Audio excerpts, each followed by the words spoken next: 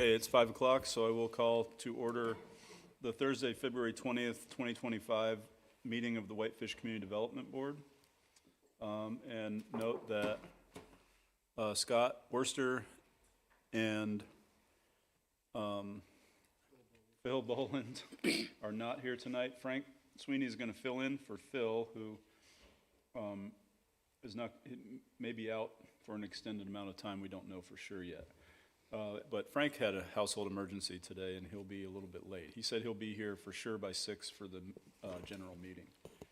So first order of business on our agenda is to discuss. Actually, this is a work session. I don't know if I made that clear when I called this meeting to order. This is the work session part of our meeting, and the first order of business is to discuss the Vision Whitefish 2045 plan. Alan Tiefenbach, Long Range Planner. Steve, did you want me to just give a brief intro into where we are? Yes, that's great. All right, for those maybe that walked into this. So economic development is one of the topics that the Montana Land Use Planning Act requires to be addressed in a growth policy, and they're very specific about what these requirements are. It says that basically you have to assess existing and potential commercial enterprises, summarize the jobs in the labor force, inventory available properties, and then analyze any constraints. So they're very specific in regard to what they prescribe, and because of that specificity and the complexity, we contracted with an economic development consultant. This was last year, and over a period of 6 months, the consultant reached out to 30 different stakeholders and had numerous meetings, individual meetings, and then a few group presentations. At the same time that this was going on, we were doing our visioning. We did 6 different visioning seminars.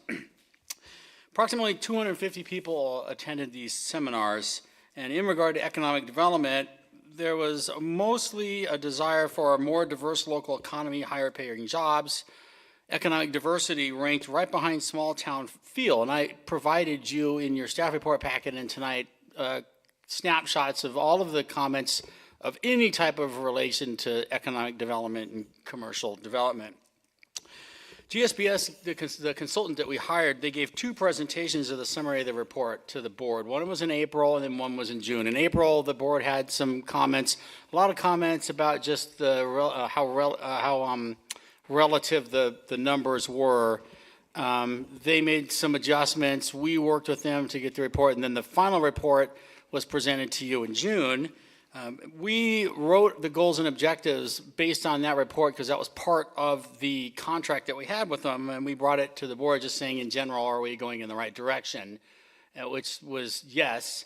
Where we told you we were going to bring the entire economic development chapter back at a later time, but we needed to work on that at the same time as land use. Starting in September, so 4 months after this, I started receiving really detailed comments about the economic development chapter, really starting from one member of the board. I've provided you have received in your packet all of the comments that we've received. I provided you what you have on the desk tonight, just the most recent ones that I got, because it was a lot. So I just tried to give you the summary, but all the comments have been posted on the website and are in the folder that you are linked to. We also received some emails, almost on the same day, kind of with similar comments. At the end of the January 16th board meeting, the issue of economic development goals and objectives came up again. The board moved to pause the discussion of the environment section that we were working on, environment, natural resources, and hazards, and to revisit the economic development goals and objectives. I have provided you a red-marked version of the goals and objectives based on the comments that I've received. The comments, we've also given you a table with responses to where we haven't made the changes or any other of staff's responses in regard to those particular comments. The last thing I want to note is that the growth policy, it's a 20,000-foot view. So it's not a scientific document, it's not a data document, it's a policy document that talks about the values of the cities and the goals and the objectives. So this is what we are, this is what we want to be, this is how we want to get there. the specificity regarding implementation and where land use was happening, what kind of land uses, that's all done with the zoning, and that would be done at the end, and that would also be a public process. But there has been a lot of confusion in regard to what document this is, and this document, although it looks 20 years in the future, it can be amended by the board and the council at any time. With that, we have 3 recommendations. The first is that the Community Development Board delay discussion of these goals and objectives until we're done with the chapter and it's actually gone through review, because it hasn't even gone through review yet. That the Community Development Board move forward with discussion in the environment, natural resources, and hazard section as we had been doing. And if the board does wish to take action by making specific recommendations, we would need to schedule that actually for a public meeting. There's also some concerns about, depending on what the position is of the board, if it conflicts with longstanding positions of what the council has said in many of our documents, we'd really want to have a council work session to make sure the council is also on board with that policy shift. And with that, that's all I have to say. Okay, thanks, Alan. Yeah, I appreciate the thoroughness that you've gone through all of the comments that have come in and provided us a table on why things were incorporated or were not incorporated. And I just want to reiterate to this board that that is Alan's job in this. Alan is the expert on writing this growth policy, and he is the one that is taking in all of the data, working with the consultants, and writing the chapter. And it is not it's not really in our purview to rewrite whole sections of it, and we need to be careful of that. So I'm going to limit the discussion on this topic to about 10 minutes. And John, if you would like to give us a summary in 3 minutes of your comments and where your ideas are coming from, because what I've seen is that a lot of them are not actually what have come from the visioning sessions. They've come from your own ideas, and I'd love to hear what you have to say about those things and where you're coming up with those ideas. So I'll give you 3 minutes to kind of summarize, and then I'll give us a few minutes to discuss, and then we're going to move on.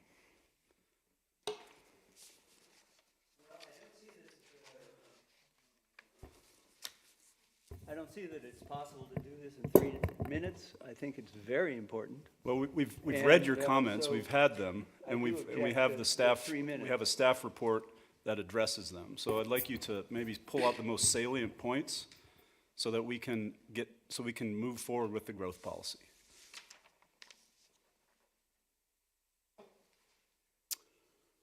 Well, okay, I will go through my comments. These are dated January 14, and they are in the packet. So the first comment is the one that bothers me most, actually. I suggested adding that the needs of the local residents shall not be less important than the needs and interests of businesses and tourism. And somehow the staff opposes this statement of fairness for local people. I fail to understand how they could oppose this. It's like opposing motherhood, opposing apple pie. Of course, the local residents are important.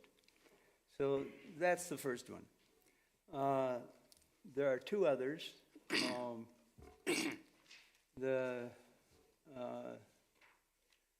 first of those is that we move from rapid growth to moderate growth. The visioning statement recognizes there have been rapid changes. We all know there has been rapid growth, and the sense I find from the visioning sessions is that growth was up there with affordability as the most important of the concerns of the community. So I'm referring to what is the biggest threat to whitefish. This is in the materials from the visioning sessions, and Alan put things in big type, which were most important, and then smaller types. But there are 3 categories. There's growth, development, and sprawl. They're the ones I colored. They get, I think if we add them together, they're at least as important as affordability. And the point is that these comments indicate an interest in having a growth rate that is a bit less than has been prevailing in the last several years. So that's the basis for this statement that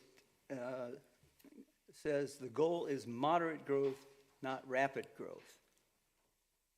Can I ask a question?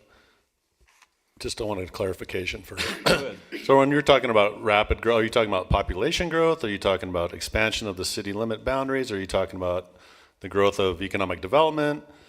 I mean, I just would like some Economic clarification. Economic growth. So as far as, new businesses coming into town or new types of businesses coming in. Yes, and as the comments that the staff did recognize, a lot of the new businesses that come into town, and especially businesses who are already with us, may add employees, may add on here and there, may open a new location, and the city council really doesn't have any control over all of that, as the staff response notes. So my point is that the city should not be spending taxpayer dollars on accelerating growth. And so I went through a number of areas where growth is, where the objectives as stated by the staff, which I'm proposing to amend, look toward accelerating growth, like incentive programs for businesses and recruiting businesses. There is a section which drew quite a bit of emphasis in the response from the staff. What I'm suggesting be withdrawn or eliminated is diversifying business locations. And especially there's a statement that I support which says that commercial uses shall not be spread into residential areas. The staff... And there's a justification for the staff's reasoning behind all of those things in the table that Alan provided, correct, Alan? I've answered we've given the staff's position on every point. On every point. I would be very happy to go through each of those. We're not going to But do that this one- tonight. That's this going one to is take a about motion. Diversifying locations. The staff cited a lot of We're not gonna- interest in diversity. John, I'm going And to cut you diversity off. in the John, economy- you're out of order, okay? You're past your time. We're not going to take this issue by issue tonight. That is going to have to be something, we're going to vote on the staff's recommendation that we should move forward with the currently planned, what has been planned environmental section. And if we're going to take this issue by issue based on what your feelings are, it's probably going to have to come to a work session with the city council, because the city council supports the staff's version or opinion on these issues. We are paying the staff to write this growth policy. That is their job. It's not our job to rewrite it and to insert our own opinions of what we think should be in there into the growth policy. Well, that is exactly contrary to the language of MLUPA. MLUPA says that the planning board, that's the term they use in the statute, shall prepare a land use plan. We are the ones who prepare it. And Alan said over and over again last spring that we're the authors, we're the writers. You decide how this is to be written, and that's consistent with the law. Dana, would you like to weigh in on that? Or Dave? Did you say Dana? Yeah, I couldn't hear who you said either. Do you want me or Dana? Oh, either or. I mean, typically, the staff's the one that's doing the research and the work and putting together the stuff and contacting other agencies and hiring the consultants and reviewing all the stuff. Yes, the planning board is the body that's going to send this to the city council, and you guys have to be happy with the end results as a board and make a recommendation on things. And, what stuff that we bring to you, you guys review it, and you guys as a body decide on the policy matters. On the bigger policy issues, I think it's good to get city council buy-in because they're ultimately the ones that are going to adopt the plan. We want to create a plan that can be adopted. And, as we saw, I think it was back in the 90s or early 2000s, there was a Flathead County growth policy update that a lot of work was done. And at the end of the day, the county commissioners did not adopt it. And there was a lot of people that put a lot of time and effort into it and were very disillusioned about the amount of time they put into something that ultimately didn't get adopted. And so, we all have to work together to do something that the community likes, that the planning board likes, that the city council likes. And so it's going to be a collaborative effort on the thing, and that, at the end of the day. Okay, I'm going to go ahead and make a motion that we adopt staff's recommendation to delay discussion of the economic development goals and objectives until after we see the entire economic development chapter as it's completed and presented to the board for review. Because that's the other part that's also missing from this conversation, is that when the entire chapter is ready, we can go in and look at, in more detail, each and every item. This is just the goals and objectives of this chapter that we're looking at tonight. We're not looking at the entire economic development chapter. And just as a notice, just the initial draft goals and objectives, there'll be other ones that become part of it as we go through the transportation element and the public facilities element and the land use elements. Then there'll be a lot of different goals and objectives that are going to overlap between those things, so that they're all consistent with each other. So that's kind of why we have to wait to finish the chapters, because we need to know a lot more about, where the community wants to see commercial uses and industrial uses and how those things are going to grow with the land use plan. I have a motion on the table. Does it have a second? I'll second it. Okay, it's moved and seconded. The point is that we're getting sidetracked on something that's already been decided back in July.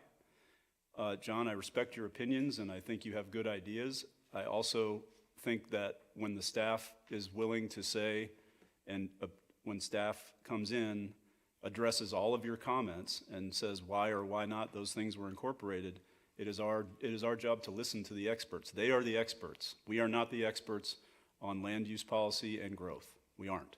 They are. That's their job. They get paid taxpayer dollars to do their job. We don't.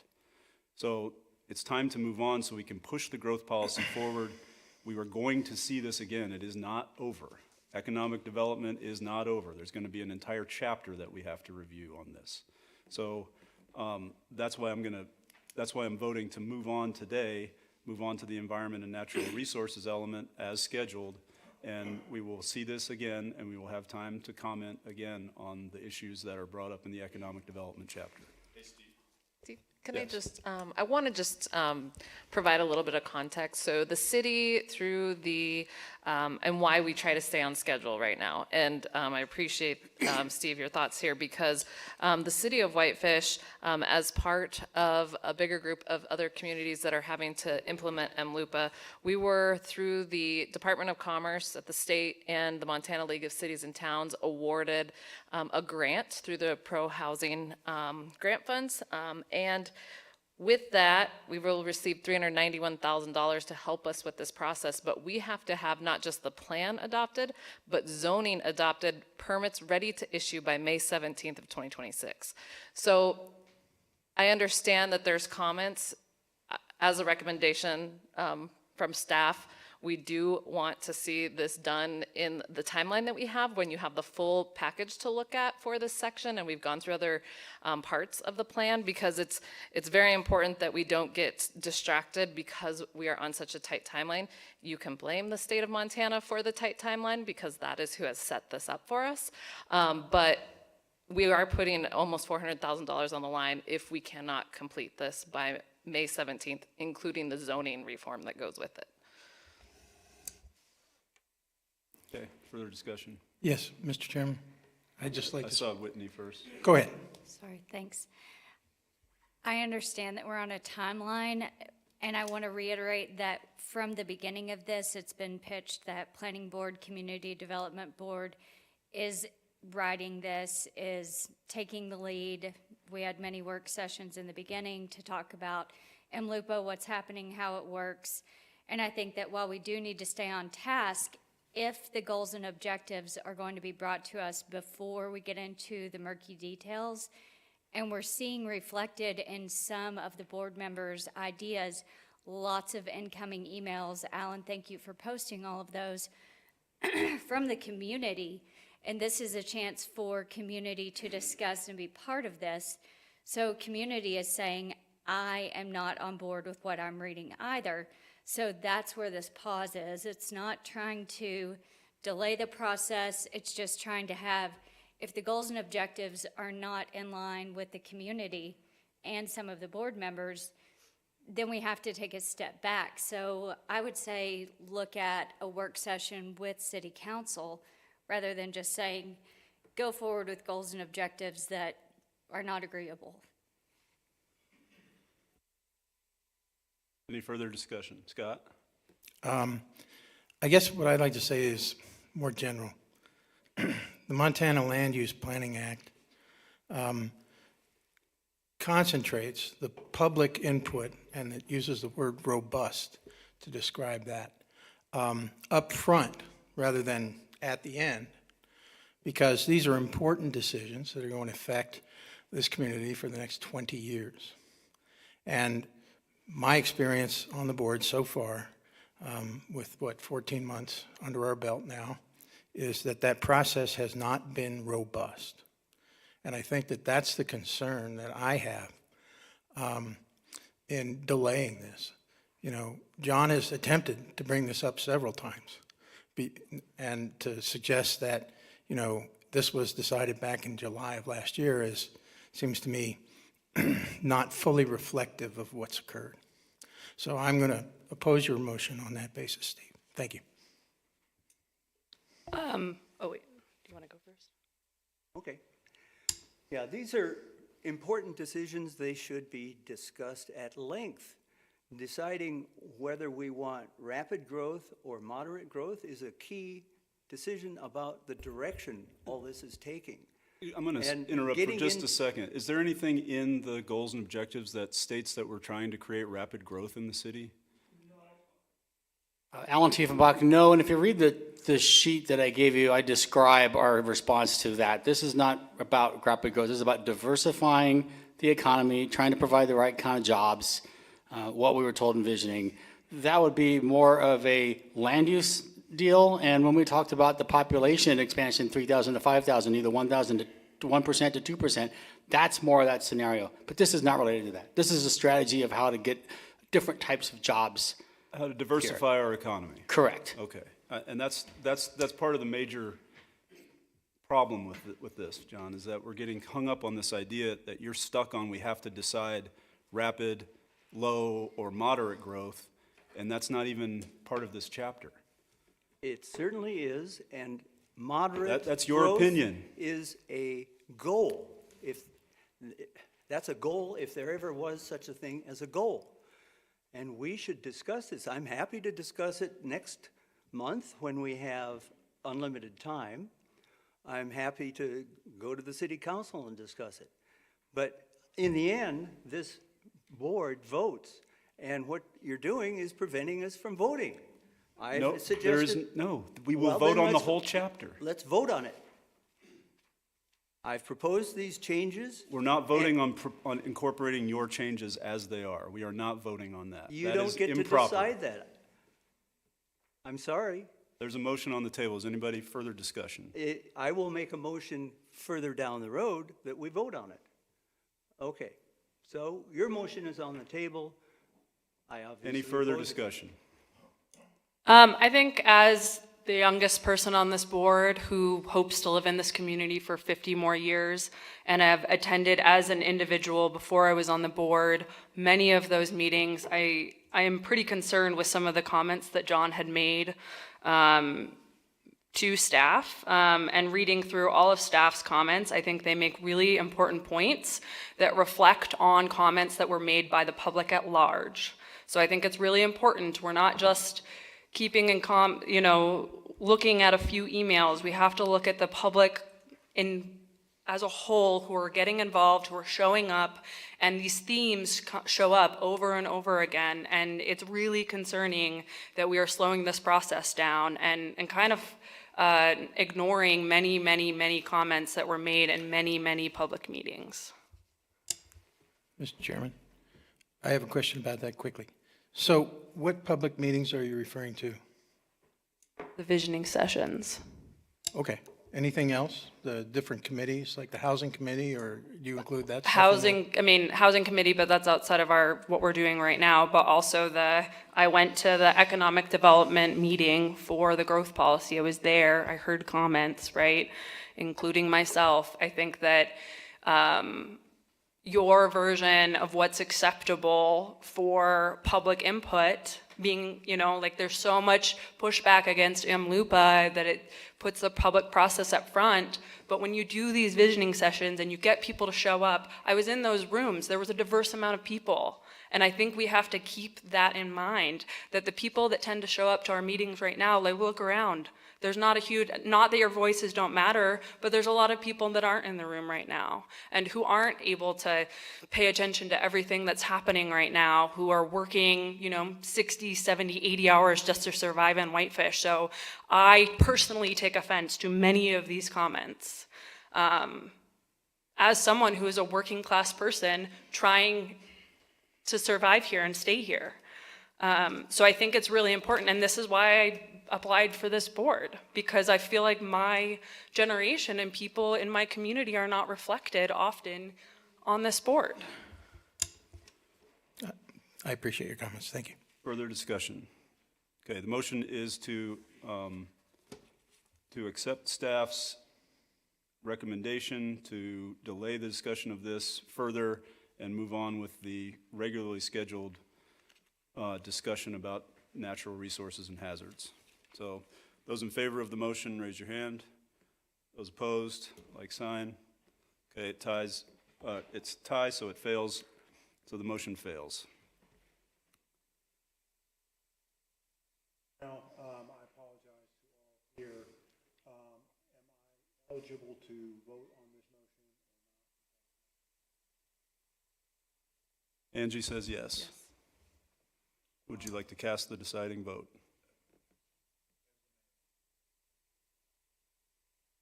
Okay, so the motion does pass. We are going to move on.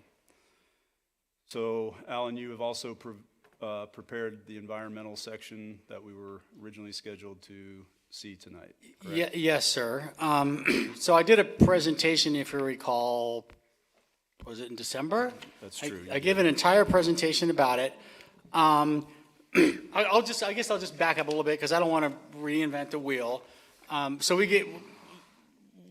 When we write these plan elements, and I think this is important to talk about, there's a tremendous amount of research. We look at all the existing growth policies, we look at all of the legal implications, we look at any pertinent documents that we have, and we look at what the visioning says, and then we come up with what we think is a plan element internally as staff. All of the planners look at that, and then we send it to all the city departments. And then all the city departments look at it, and they make their comments, and then we send it out to all of the experts.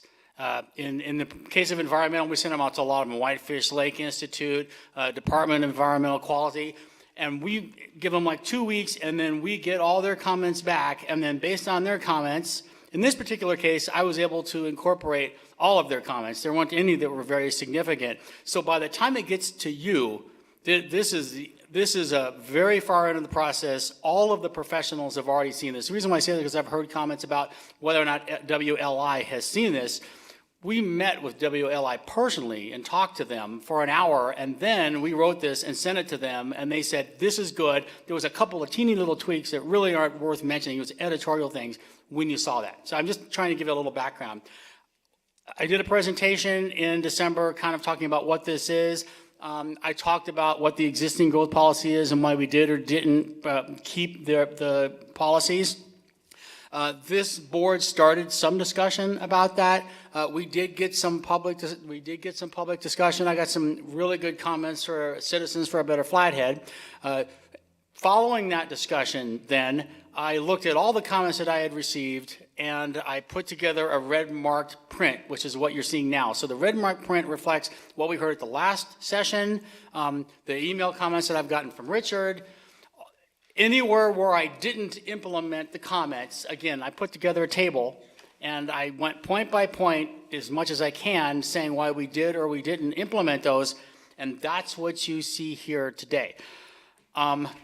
because of the timeline that they're on, the recommendation is that at the next work session, which would be in March, you would see this, and then you would also see the natural resources section, because you've already, now this is your second time getting to see this, and we need to really keep this rolling. So with that, I've given you, based on all of the comments that I've heard, all of the emails that I've received, I have given you what our feedback is on all of it in that table that you've received, and I have given you a red mark print, which is the most current draft. Thanks, Alan. So this would be the time to comment, provide direction based on the draft that Alan, the red line draft that Alan has provided for us. Comments, questions, things of that nature for Alan or for the board.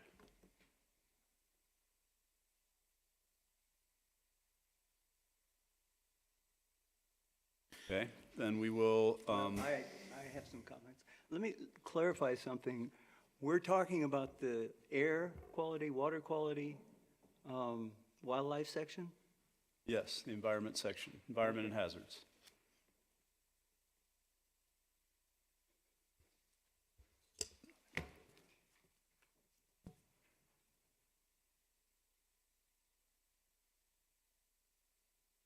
Okay, I filed some comments on this, and I'd like to go over them. They are a handwritten version with interlineations in handwritten. And so And have you looked at what has been incorporated and what has not been incorporated into the red line draft? Because that would be what we would do now, is you would maybe ask Alan some questions about why something wasn't added, or he's already provided justification in a table, but now would be the time to ask those questions instead of going through all the comments that you've already I went through the provided. packet, I did not see that. So could I have a copy? It's in the packet. So in the packet that was in one file, what you got was the staff report, every public comment that I've received, every email, and a table regarding what our comments are, and I purposely provided that all in the packet together. Those were part of the packet when you click on the link of the agenda for today. That is correct. And I, again, went through point by point every comment that I received from everybody. Yeah. And not just John, but all And of I've- and the I- agencies and everybody. All the agencies, and I got many, many comments from John, which are also in there. 3 different versions of rewrites that I also commented on. Okay, thank you. John, I'm not sure what to tell you, but that, the information is there. We don't print packets anymore, do we? Dana? Is John, that available No, on we do that not. table? No. So, if you haven't had a chance to look at them, I don't know what to say, because this is what happened back in July, and we're talking about what happened in July today. And that's causing part of the problem, is that, you give your comments, you get feedback from staff, and then the time to ask questions about the comments you made is now. But you're not prepared to do that now. And that's unfortunate. And we also have to, keep in mind that this is a public process that needs to move forward. Does anybody else have any comments about the red line draft? I have a question, Mr. Chairman. I'm wondering how we measure the impact on water quality in relation to development activity. I mean, I know that there's the kind of the standards, but do we have any kind of benchmarks against which, Alan? Sorry, Steve, I didn't, could you say that again? So how do Or we? Scott, I don't know why I called you Steve. Sorry, Scott, could you say Everybody- that I again? look like Steve, everybody calls me Steve. No offense. I'm wondering about establishing some kind of benchmarks in the plan that would allow us to assess what kind of impact development activity, and I realize this is a kind of a difficult thing, that we can accurately measure the impact of development so that we can, and that would be, things like nutrient loading, effects on the lake. So again, this is a policy document. This says understand. what our objectives are. When you're talking about benchmarks, nutrients, phosphorus, this is all the stuff that the scientific reports deal with. WLI, DEQ, they're the ones that monitor water quality and say what we are or aren't we doing. The kind of language that we would have is continue to treat runoff to remove nutrients and loading. And then we would work on regulations to do that. But we don't have a baseline of what WLI or what the lake is. Now, WLI may be able to tell you that, but for the purpose of the growth policy, no, we don't have a scientific measurement. We just have a goal to not pollute the lake. Like zero degradation. I can't say zero because there's no way we can get to zero. But Right, we would, I thought I read those words in there as well. but we would say, continue to work on water quality regulations that prevent runoff into Whitefish Lake. Those are the kinds of things that you would see. Are they working? That is at WLI. When I talk to Steve Copel, we've talked to him many times. They test every year, and if something's not right, then they work with the city or they work with and in general, most of this is actually the water quality monitoring isn't even something the city does. That is a state, a federal, and a WLI issue. Right. I understand. So, will that be coming then later in more of a study or document, or is this it for that purpose? I guess it would, in this particular case, if you saw that, it would be updated regulations. So when we go through this growth policy and we start looking at what we're going to implement, because that's something else you're going to be involved with. How are we going to implement this plan? That might be a policy, a regulation, a new overlay district, updates to the floodplain regulations. I look at Craig, because Craig helped me here. I'm going to throw it to Craig, because he's smarter than I am on this stuff. Yeah, I think Alan's just going to call everybody Steve tonight. Did I say Steve again? It's Mike Copel. I have Steve on the brain. I don't know why I don't know why I have Steve on the brain. So, oh, that's loud. Yeah, we definitely look towards Whitefish Lake Institute for sampling in the lake. I can say that the city, through its water treatment plant, does do influent sampling from both of our sources in Haskell as well as Whitefish Lake. Is somebody else's mic on? We also have Montana pollutant discharge. Me? All right, I won't talk that close. MPDES, Montana Pollutant Discharge Elimination System permits for the water plant and the wastewater plant, which have very specific parameters as far as discharge, and that's all the nutrients, nitrogen, phosphorus, ammonia, all the toxics that go with it. But again, I think as Alan mentioned, this policy isn't a place for that type of into the weeds detail. This is where we make the policy, and then we have other procedures and permits that adhere to that policy. Would it be fair to say that the flavor of what we would have in this policy is we will update our development standards to ensure that there is no degradation to water quality? That would be an appropriate growth policy type thing. So it's basically saying this is what the values of the city are, this is what our goals are, and we need to work on programs or regulations to do that. And then we get into the weeds with the regulatory part of it. We're setting the course first. We have to come up with what we are before we know where we're going. Sure, I understand. So my question specifically is tracking the impact of development, specifically soil disturbance, et cetera, that comes with growth. And I don't know if and then what happens if there is some way to demonstrate with objective criteria, benchmarks, whatever it is that applies, what happens then? What happens next?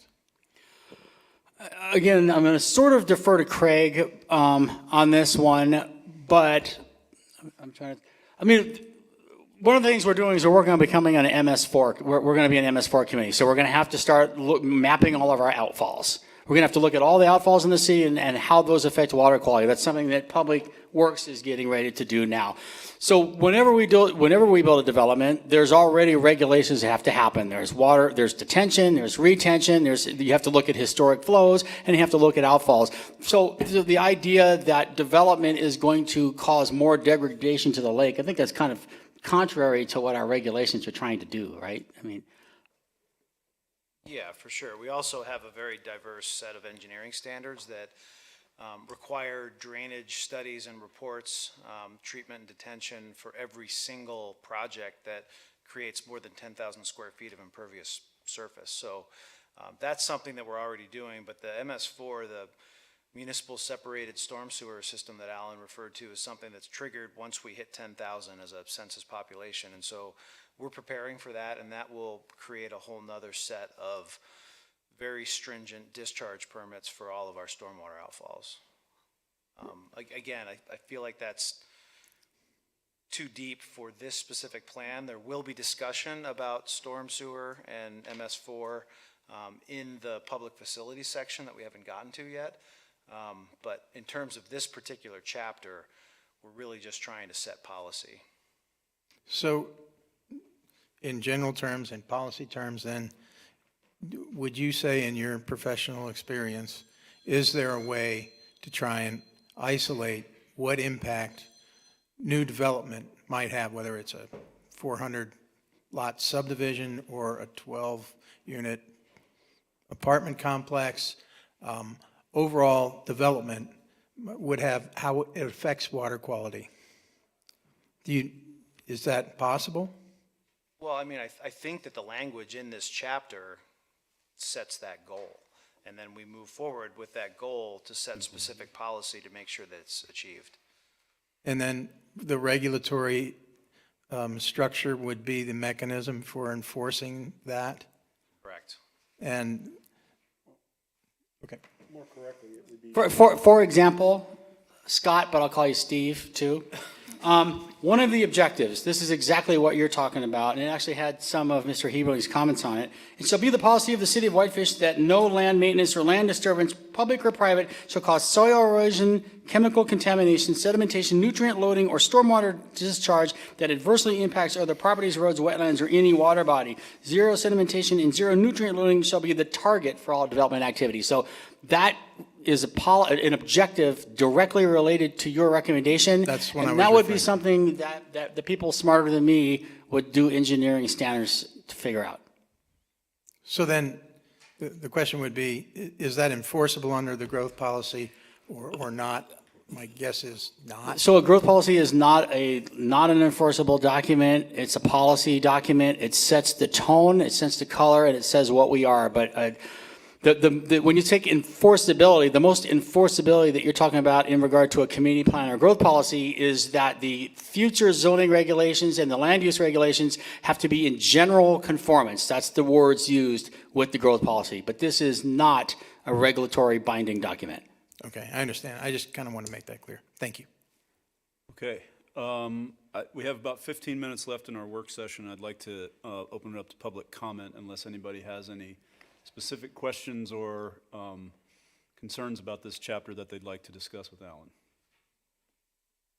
Okay, let's have public comment then. Yeah, come on up, state your name and address, please, for the record, and we'd love to hear what you have to say.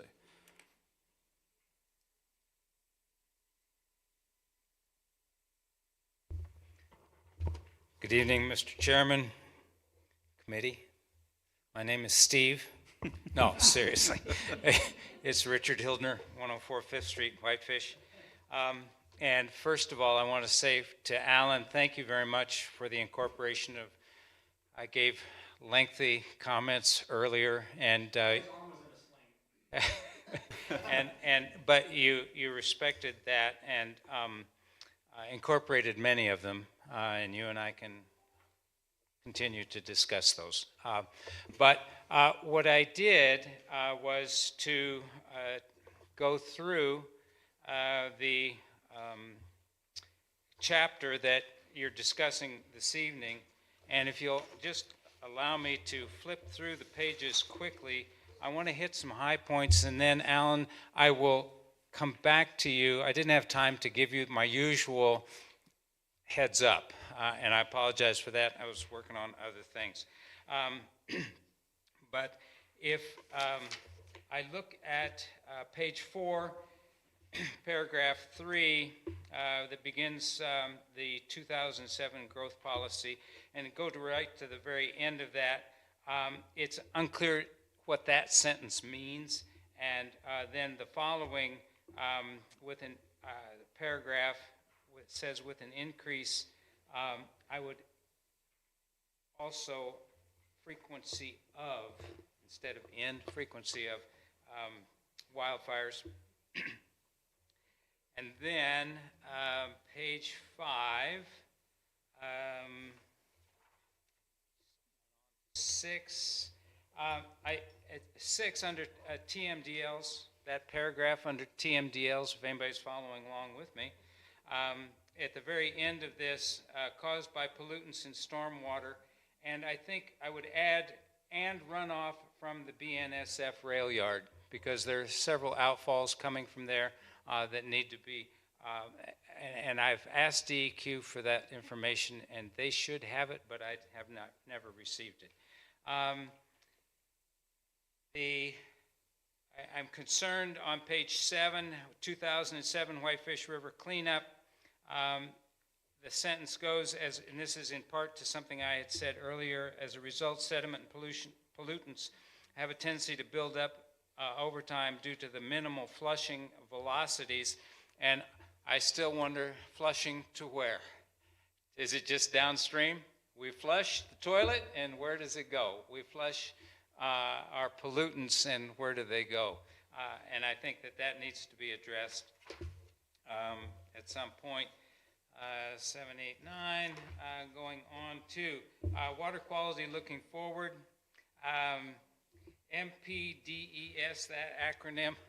Could just somebody spell that out for me at one point so that I know what you're talking about for sure? And it came up in an earlier discussion when the population reaches 10,000. See my comments of 1219. We should address the class 1 issue now since we're on the cusp of getting there. Golf courses on page 11, middle of that paragraph on golf courses where it starts with facilities should. I would suggest you change that to must, because what happens on those golf courses really is not a should, it is a must.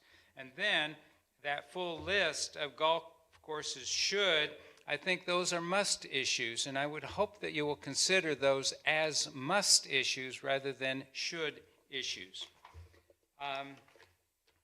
On page 12, objectives, item B, it says, in order to avoid concentrations of impacts on the resource, encourage the city, county, and state of Montana to provide additional public access points to Whitefish Lake.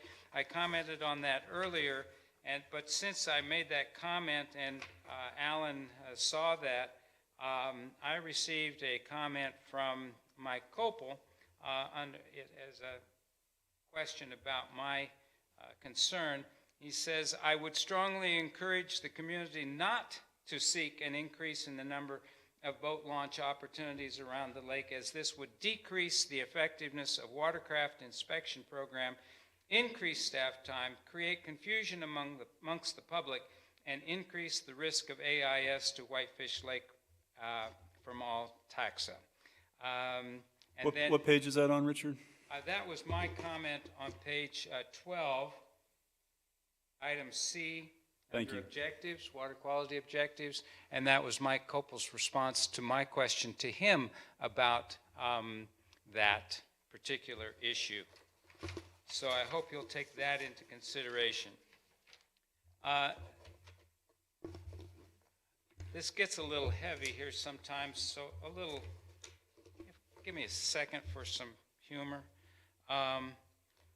Under wildlife habitat, page 13, the community and visitors appreciate the abundance of local wildlife.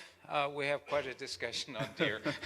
so maybe just eliminate that sentence, the appreciation of deer.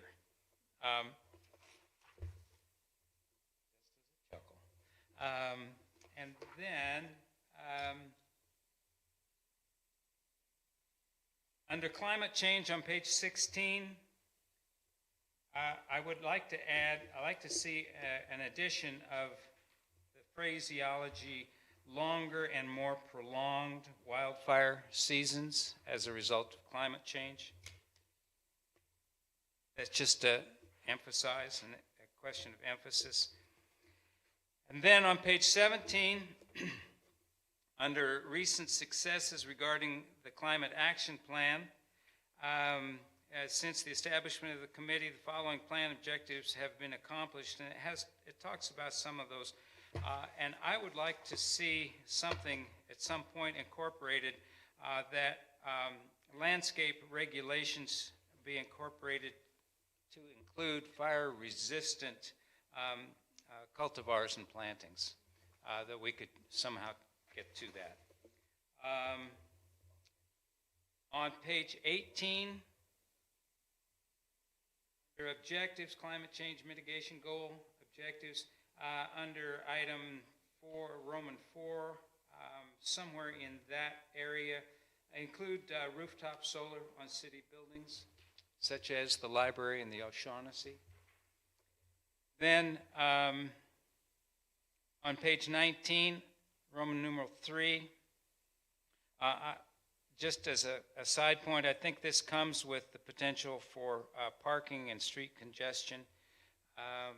Then item 5, Roman 5, in your red line, that was struck, and I do not understand why this was redacted, adding tree preservation requirements for new residential subdivisions to reduce urban heat island effect while balancing fire concerns and recognizing the increasing need for defensible space. I didn't understand why that was deleted. And finally, at the bottom, towards the bottom of that page, where it says encourage density to occur in locations, that's item F. It goes on, says reducing or eliminating setbacks. I would point out that just recently in the last month, NFPA, that's the National Fire Protective Association or whatever that's called, is now recommending 30-foot setbacks. And so I think we have to examine the setback issue across the board, across the city. And with that, I'll take my seat. Okay, thanks, Richard. Other public comment? Nathan Dugan, 937 Kalispell Avenue, and I do agree with Richard here on his last point. We do need to examine setbacks, but certainly not to make them 30 feet. They need to be much smaller than they are. Anyway, I was sitting on my couch kind of watching this, trying to finish up some work and watch the beginning of the meeting, and I felt compelled to come down here and make a comment because that was wild to watch. I want you all to remember that this is a big picture document. This isn't kind of the place to get down in the minutia of all these policies, right? This is a big picture guiding sort of document. So the conversations that come out about the minutia are kind of the things that are holding it up.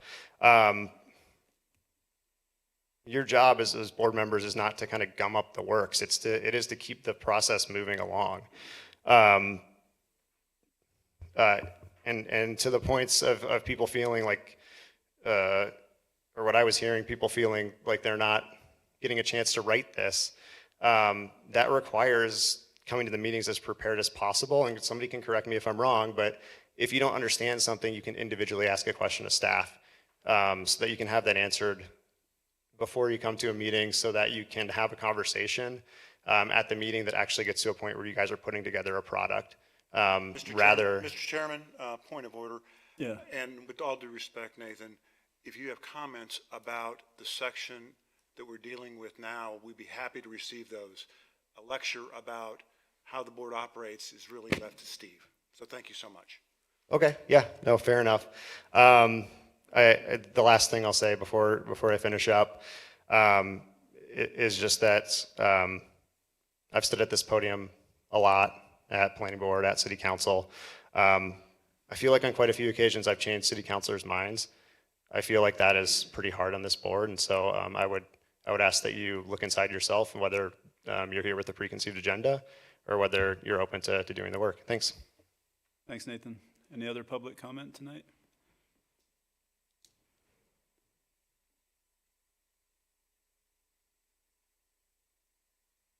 Good evening. I'm Cameron Dexter with Citizens for a Better Flathead. I will keep it short and sweet. We are just echoing that we agree with the comments of Heart of Whitefish, specifically on their Goal 1 objective, on their comments on Goal 1 Objective D, which we request the removal of this goal to pursue paid parking in downtown Whitefish.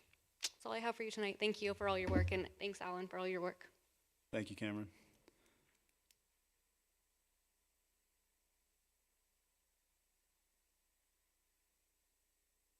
Good evening. I'll be as quick as possible so you can begin your meeting. My name is Chris Schustrom. I'm the chair of the Heart of Whitefish.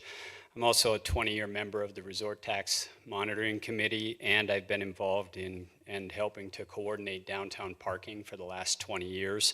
My comments relate to the economic development goals in the community plan. I was hoping that I would be able to hear the board discuss that and was disappointed that that was tabled. Specific issues of concern are Goal 1, Objective D, a goal to pursue paid parking in downtown Whitefish, and Goal 3, Objective D, a goal to specifically pursue zoning changes for the WB2 Highway 93 South zone to allow an increased number of commercial uses. Because there will be very limited opportunity after the plan is adopted for the public to provide input into the decisions that are made, it's very important to not include and to avoid including in this plan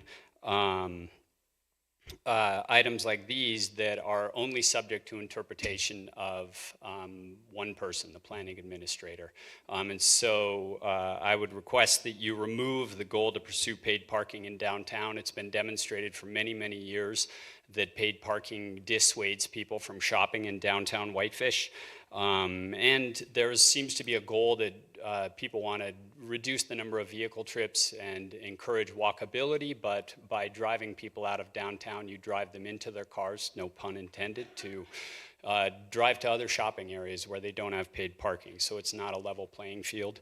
Also, I'd request that you remove the goal to specifically call out a zone, the WB2, to look at changing the zoning, to expanding commercial uses there. We've visited this a number of times for a lot of time over the last 20 years. And doing that could be very, very harmful to the downtown. Those are my primary comments. And I was very disappointed that the discussion was shut down. And also wanted to remind the board of the principles of civil dialogue, that we provide an environment, a safe environment where individual perspectives are respected, heard, and acknowledged. And I think the way that it was shut down was done in an incredibly disrespectful way to a very well-respected member of our community whose points are very good. And that member's been doing a lot of good in our community for a long time. So if you would remember that in the future, I think your meetings will go much better. Thank you. Thanks, Chris. Any other public comment?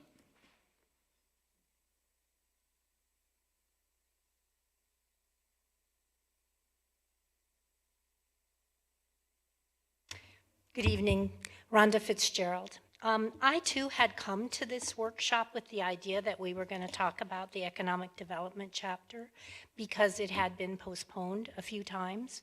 And I'm very interested in it, and I'm not sure if I should make public comment now or if I should wait for the main meeting. The chapter is coming back to us before this whole thing. This was Well, I just realize on the that. goals and objectives. I do realize that, Steve. The problem is that it's in a draft form that I find quite unpalatable, and in that draft form, it will inform these other chapters before it comes back, and that's my concern.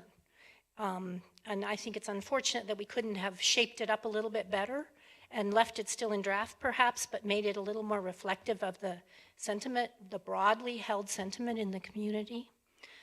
So I would like to make a comment about a few specific things, but I can wait till the public the regular meetings, public comment, if this is an improper time to make the comment? Because you said we're not talking about it. Well, we did move on from that. Yeah, so but, when would you like my comment? when we get to that chapter would probably be the best time for that comment. I'd like to make it tonight, because Okay. I've been told for months that this would be when I would be able to make my That's comment. fine. Well, that's fine. Go ahead. Go ahead? Yeah. Okay. So I participated in all of the preliminary stages of the economic development chapter. I was one of the stakeholders. I met with the consultant a couple times. I attended the meeting. I felt that the report they produced was highly flawed and very superficial. And at the public meeting, we pointed out quite a number of the mistakes that they had made, and they have not been corrected. I mean, right down to who are the largest employers in the city, they can't even get that right. And I'm just really disappointed in the quality. It was done remotely. I think it was a boilerplate report. It assumes that we want to be like everywhere else and just a smaller version of a big city, which of course we're not, and which the community makes very clear in every visioning session. They want to retain their small town character and our unique assets. We don't want to be like everywhere, a smaller version of everywhere else, even if that were economically possible. The market dictates what kind of businesses you have in a community. You can't buy underwear downtown because people used to not buy enough underwear downtown. And that's why the shops that carried it don't sell it, because our shopping habits have altered dramatically in the last 20 or 25 years. And we have to face that when we think about what kind of a community we're going to have. And so I was very disappointed.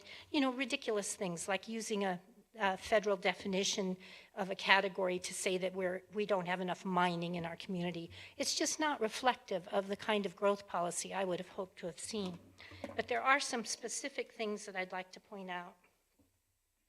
On the sort of, you know, visual page, one, goods and services not allowed by zoning in Whitefish results in Whitefish residents driving to other nearby communities. Any good or service is allowed in Whitefish. Zoning is not the reason we don't have some goods or services. Things are allowed in at least one zone. It's by law, you have to be able to do that kind of business somewhere. It's just some things are allowed in some zones and some in others. And I think that that's very misleading right there on the cover. Zoning is the reason we don't have goods and services.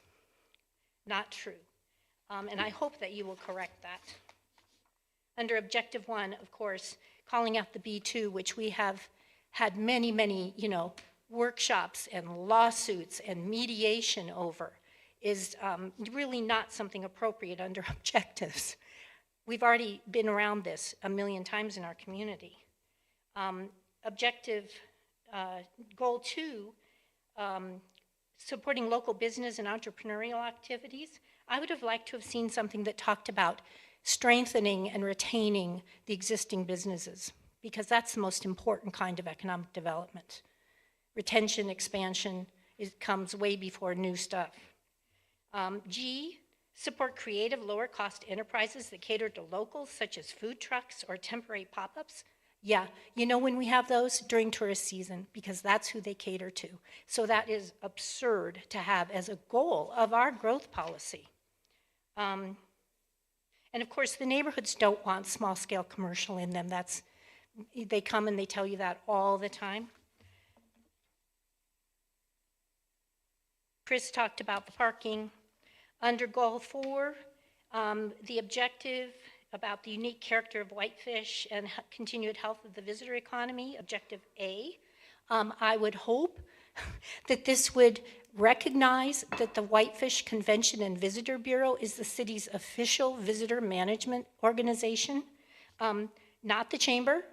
And in fact, the WCVB director was a part of this stakeholder group, and the consultant doesn't even realize who is doing the visitor management in our community, which is another one of these ridiculous mistakes that should not be made in a document of this type.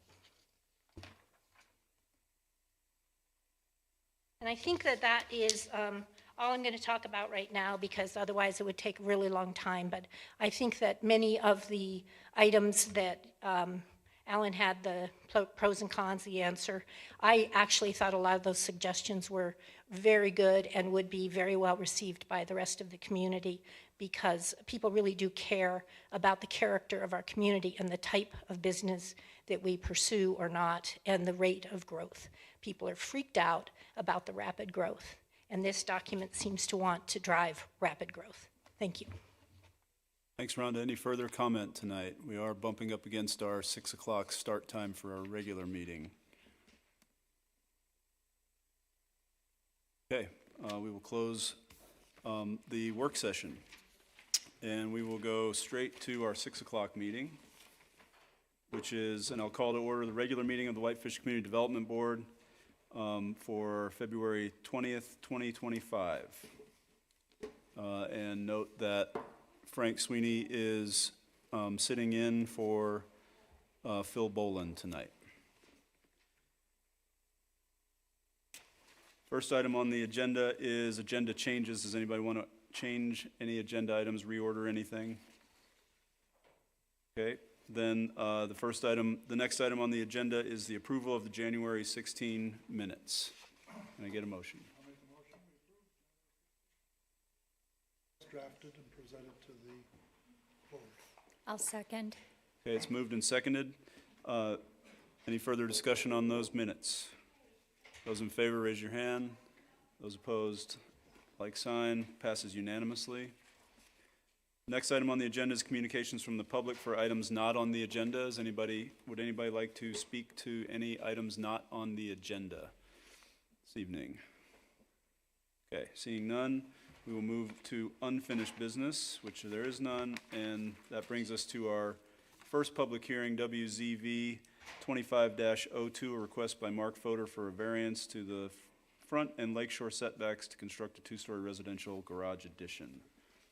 And this is Mrs. McDonald. I can't see that far. What's your first name? Lauren. Lauren, thank you, Lauren. I know She's I've our new seen staff you member. I don't think she's presented to this board yet, but. Yeah, I saw you at a council meeting, but not this board. Yes, Thank I'm you, sure Lauren. you guys have seen me attend a few times, but tonight will be my first time speaking. Nice to meet you all, if I haven't already introduced myself. I am presenting on WZV 2502. Mark Fodder at 1270 Birch Point Drive is requesting a variance to the required setback requirements to construct a new attached three-car garage and second-story addition or second-story accessory dwelling unit. The applicant proposes to add a 2,731 square foot addition to the existing single-family home. The addition will be located 8 feet 8 inches at its closest point from the front property line and 8 feet 2 inches away from the 20-foot high water buffer. Developing the garage will ensure all required parking for the home plus a space for the ADU is off-street. All other zoning development standards for the property will be met, including lot coverage, height, and other applicable requirements. On February 3rd, 2025, a notice was mailed to the adjacent landowners within 150 feet of the subject parcels, and the full packet was posted on the City of Whitefish City webpage. Advisory agencies were notified on January 31st, 2025, and a notice was published in the Whitefish Pilot on February 5th. As of writing this report, no comments have been received, and as of today, no comments have been received. The criteria set forth for the review of the variance states no variance shall be granted unless the board finds all the following conditions are met or the conditions are found to not be pertinent to the particular case. Criteria 1, strict compliance with these terms of the regulations will limit the reasonable use of the property. The property is currently developed with a single-family dwelling constructed in the 1980s. It is in the front and lakeshore setbacks. And while the home does not meet the current setbacks, the owner does have reasonable use of the property, whether or not the variance is granted. It was finding 1 criterion is not pertinent to this request. The regulations do not limit the reasonable use of the property because they do have an existing home with adequate off-street parking. Strict compliance with these terms of the regulations will not limit reasonable use of the property because the owner has an existing single-family home. Criteria 1B, strict compliance with these terms of the regulations will deprive the applicant of rights enjoyed by other properties similarly situated in the same district. The existing residence was built in 1983. Due to the required setbacks, the applicant is deprived of the right to remodel and upgrade their home like other similarly situated homes in the neighborhood, and to locate a garage on site for enclosed parking. Finding 2, strict compliance with these terms of the regulations will deprive the applicant of rights enjoyed by other residential lots in this area of town because the applicant would not be able to update their home like other neighbors have been able to over the years in ADU, nor provide on-site enclosed parking. Criteria number 2, the hardship is the result of lot size, shape, topography, or other circumstances over which the applicant has no control over. The lot was created in 1904, well before modern zoning standards and the current ownership. The platted lots indicate that there are 50 feet wide by 40 feet deep. This particular lot is one plus a portion of another lot, plus an addition of a lot towards the lake for a total depth of 76 feet. Much of the lot is encumbered by multiple zoning regulations as well as the lakeshore setbacks. The buildable area of the lot, if no house existed on the property, would be approximately 1,000 square feet or 11% of the lot. Finding number 3, the hardship is the result of circumstances over which the applicant has no control over. The lot was created well before modern regulations, significantly restricting development within the allowable parameters of the lot. Criteria number 3, hardship of this particular lot, or hardship is particular to this applicant's property. The finding was that the hardship is particular for this property and to the adjacent lots due to the shallowness of the area, the setback regulations that occurred prior to the current ownership. Finding number 5, the hardship was not created by the applicant as the homes was not constructed prior to the applicant's ownership. Finding 6, the applicant is not claiming an economic hardship. Criterion 6, granting the variance will not adversely affect the neighboring properties or the public. Finding 7, as it will remain on private property following the existing building plane, staying outside of the LPZ, be 10 feet off the side of the property line, and meet all required parking will be off the street. Additionally, no public comments were received and there are no objections to the variance request. Finding 8, the applicant has demonstrated that the requested variance is the minimum necessary to alleviate the hardship. A 22-foot garage is a standard depth for accommodating a modern-sized vehicle. The proposed addition will meet parking standards by providing off-street parking for both the primary and accessory dwelling unit. Number 9, granting this variance will not confer a special privilege denied to other similar properties in the same district because a few of the surrounding lots have approved zoning variances to reduce setbacks requirements. After a review and evaluation of the facts comparing the proposed application to the criteria for the evaluation of such request, staff has found the proposal generally complies with the evaluation criteria. I recommend approval to the setback variance WZV 25-02 located at 1270 Birch Point Drive. And do you have any questions for me? Questions? Go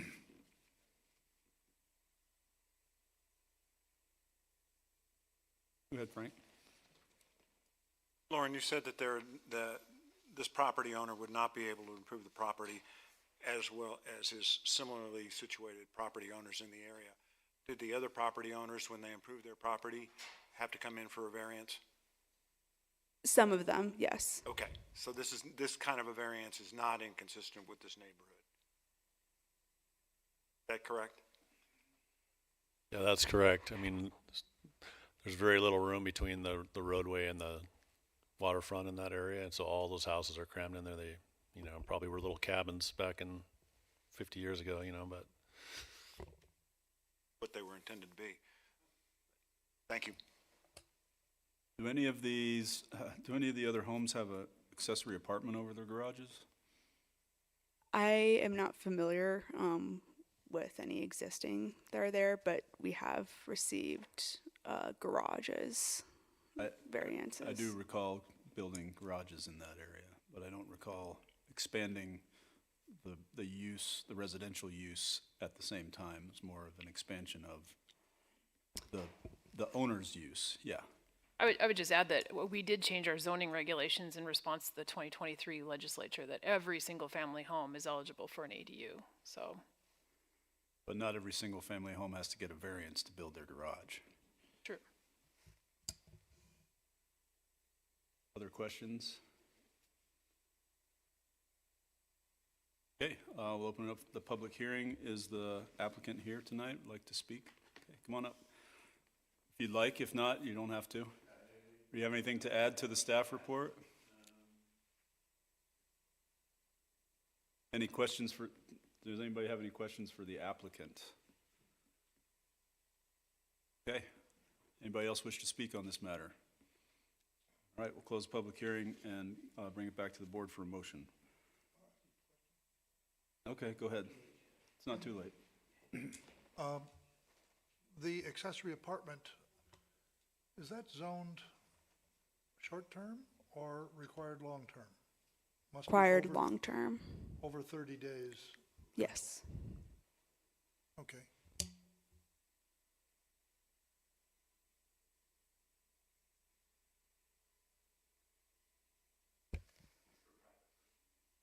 You need to speak in the microphone for it to pick up.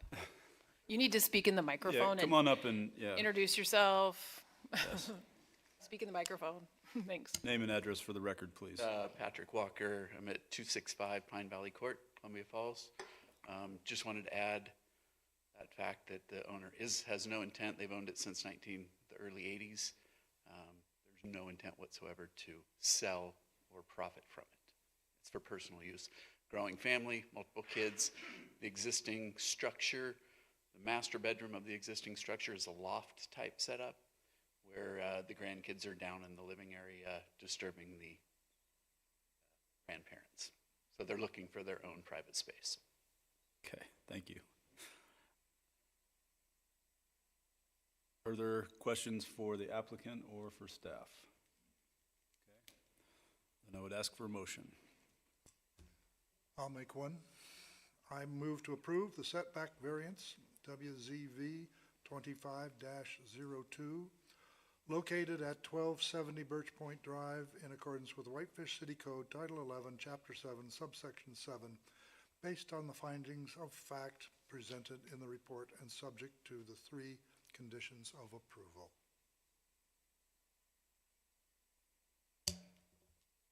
Okay, it's moved and seconded.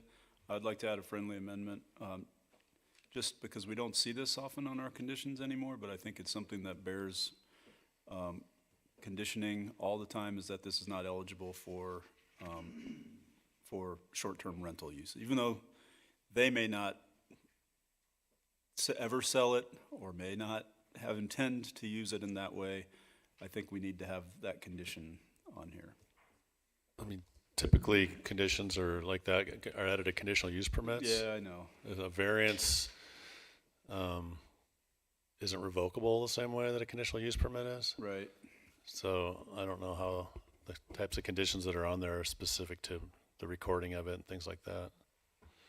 Just FYI, but that is the code, and we will continue to enforce the code. So that's just my comment. Okay. Okay, my motion fails for lack of a second. Okay, any further discussion? Those in favor, raise your, okay. Okay.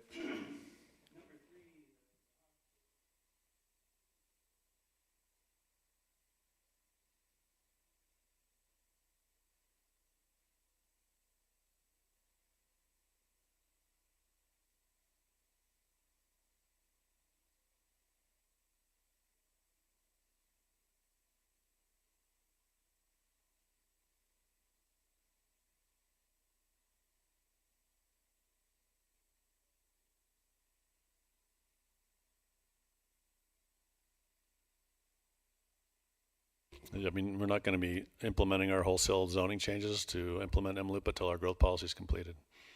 So we haven't reviewed that.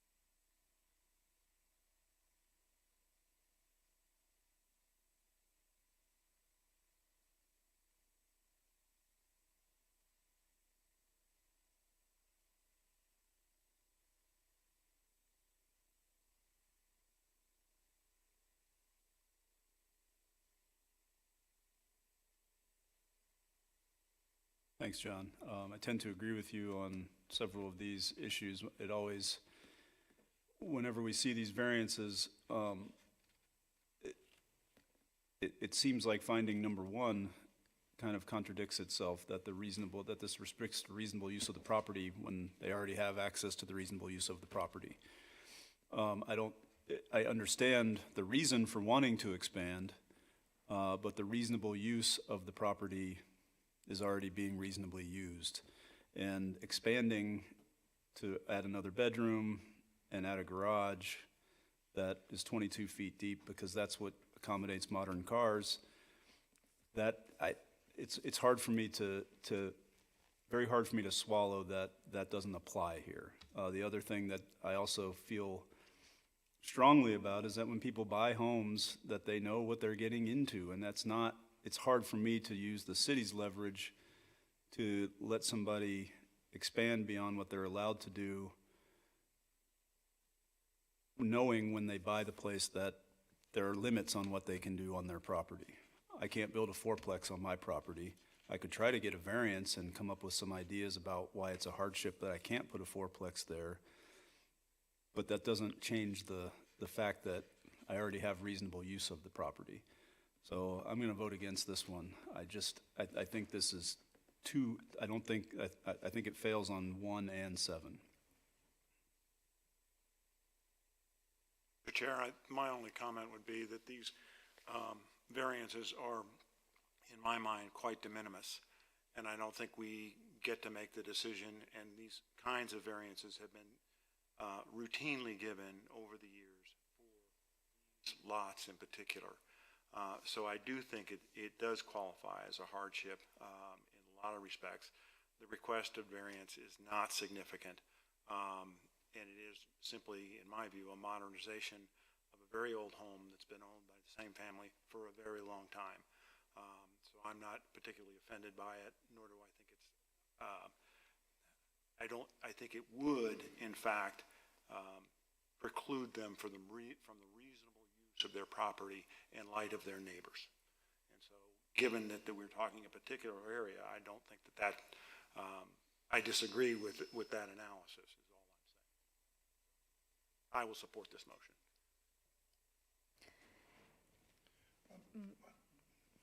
First. Thanks. I think also that granting this would almost take away a special privilege, or not granting this would almost take away a special privilege, because there have been so many other variances along Birch Point. I know that recently we did not grant a variance for someone to expand their deck, but that was expanding into the Lakeshore Protection Zone when they already had a very large deck that was in use. So to me, that was encroaching out into the Lake Protection Zone. This is not only going that one direction, and we have said yes to several homes that have needed to expand along this road, so I will vote for this.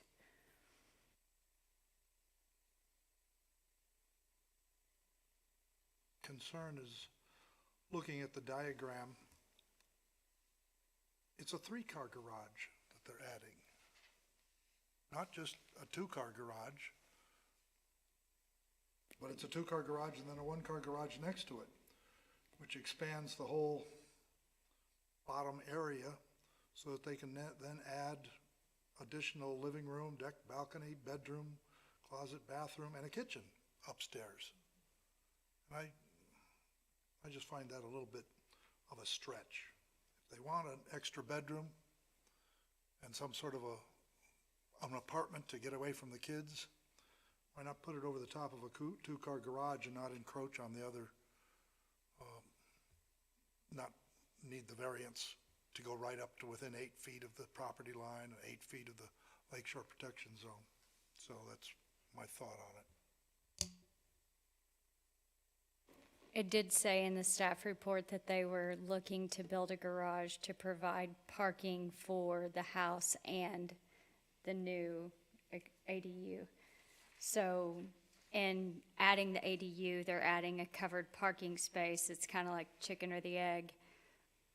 Because if they didn't add such a large garage, they could park one car outside. But if the idea is to have a garage, then they have a garage for every part of their home in ADU now. Further discussion? Okay, those in favor of the motion, raise your hand. Those opposed, like sign. Fails 4-3. So the variance is not granted. Did you vote? I voted for. Okay, one. Let's do that again. Those in favor, raise your hand. 1, 2. In favor of granting the variance? Yes, in favor of granting the variance. Okay. The motion was to grant the variance. All right. Okay, so the motion passes 4-3. I'm sorry. I think I misunderstood. Okay, all right. Thank you. Good points made by everyone, I think. All right. WCUP, next item is WCUP 25-01, a request by Modus Americas Corp. For a conditional use permit to construct a 12-unit multifamily building, which is phase 2 of the currently developed multifamily building and associated parking. All right. This one is Wendy. So again, it's a conditional use permit to add a second multifamily 12-plex structure on one lot. The 12-plex unit will consist of 12 studio apartments. Access and parking are shared with the Phase 1 building, plus an additional 9 parking spaces developed off the alley to the north. Vehicles will enter and exit the site via Edgewood Place and will utilize that existing parking area. There's an existing stormwater facility where the building is proposed to be located, and they'll relocate that to accommodate the new building, and the site will incorporate open space for the residents. The applicant's not using any affordable housing incentives nor providing any deed-restricted houses. So a CUP is required because they're adding the second building. So that's why we're here. The property is 0.79 acres located at 718 Edgewood Place. Again, currently developed with a 12-plex. It's surrounded by residential uses, zone WR4, which is our highest residential zoning district. It has a high-density residential growth policy designation and is served by all public services and facilities. We did notice adjacent landowners. A sign was posted on the property. Notices were sent out to advisory agencies. We posted it on the site. We received 2 comments in support that are part of your packet, and then just today we received a comment who had just general concerns about high-density housing in town, not necessarily particular to this property or this subject site. We review growth or conditional use permits according to the criteria in the zoning regulations for conditional use permits. It does comply with the growth policy. It's a high-density residential project in a high-density residential area. Complies with the zoning district of WR4. It's a flag lot, so it has to have 15-foot setbacks on all sides, and it does meet that. It's meeting the density, the parking. It's providing 35 parking spaces, including the 9 off the alley. They can have up to 7 compact spaces, which they're providing. The multi-development standards address bicycle parking, and so there is some bicycle parking located with the Phase 1 building, but with the addition of the new building, they'll have to add 3 more spaces, and we do want to see those located immediately adjacent to the new facility. Height, lot coverage will all be found or reviewed at the time of building permit. One of the criteria is access that meets the standards in the regulations.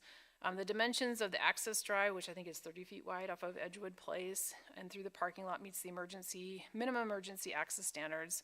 But in order to best serve emergency refuse or services and refuse pickup and for the residents, the alley from this project to the west out to Colorado Avenue, we're asking to be paved to the full width. The fire marshal will review the engineering and building plans to ensure standards are being met. There's a map I put together on page 8 of my staff report that shows, because currently that alley to the north is a gravel alley. So we're asking them to pave from their eastern edge all the way out to Colorado, and then the remainder can stay unpaved alley area. So again, they're adding just a few parking spaces for this project because the parking standards did change between phase 1, and then we kind of updated them and reduced them a little bit. So that's enabling them to further develop this lot. They provide adequate maneuvering room, but because the parking spaces are taking advantage of the 2-foot vehicle overhang, some of the walkways that connect the site out to Edgewood and kind of around are being reduced considerably.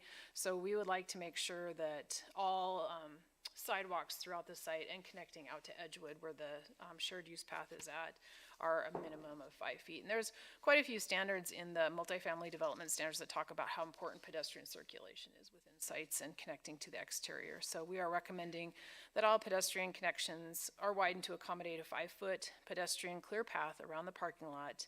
And even if those 2-foot overhangs are being taken advantage of, that those walkways be widened as well. The multi-development standards do require a minimum of 10% open space.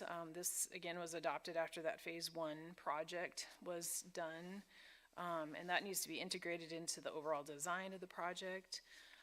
So the entire property, again, is 0.79 acres, so they need to provide 3,441 square feet. They show an open space within the relocated stormwater facility area and a patio with a pergola. So the stormwater facility, while it may be open because it's landscaping, it's hardly usable open space for residents. And then the pergola where it's located needs to meet a 15-foot setback. So we would ask for a condition of approval to provide a plan as to how the open space can be made usable for residents. And this may require using some of the areas with the phase 1, because there's a pretty big area there as well. Sewer and water available. Again, an engineered stormwater plan will be provided. And again, the fire department requests that the alley be paved to the west to Colorado to facilitate suitable fire and emergency access. The use of T turnarounds is allowed in the fire code. However, the 2019 engineering standards update eliminated the use for larger projects such as this. We'd rather see a loop road or a cul-de-sac. We've found that T turnarounds become storage areas for vehicles and snow, and they're not really kept in a usable fashion. And then the through roads are a lot easier to maintain and work better for emergency vehicles. They are showing a solid waste container on the alley. We want them to coordinate their location with Public Works and Republic Services. Edgewood Place was updated and rebuilt in the last couple of years, so there's no frontage improvements required, but the shared use path is on this side, so this is a good location to take advantage of that sidewalk. No TIS is required because the trips didn't exceed 200. And the project is compatible with existing uses in the neighborhood because there's a number of multifamily, including the Ruiz's Whitefish Community Corridor project is going to be directly to the north, so there's quite a few multifamily projects in the area.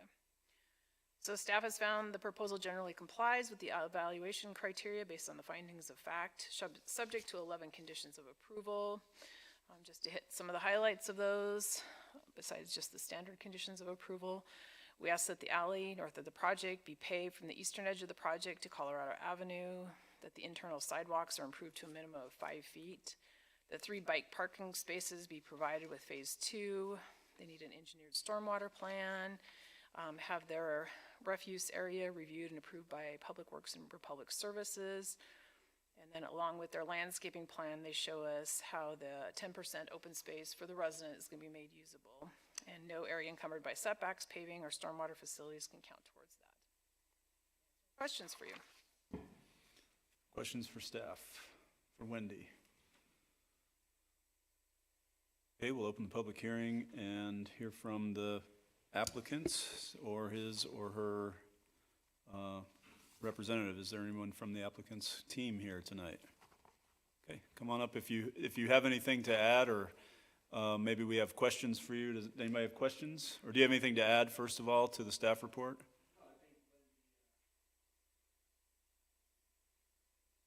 Okay. Any of us have questions for the applicant?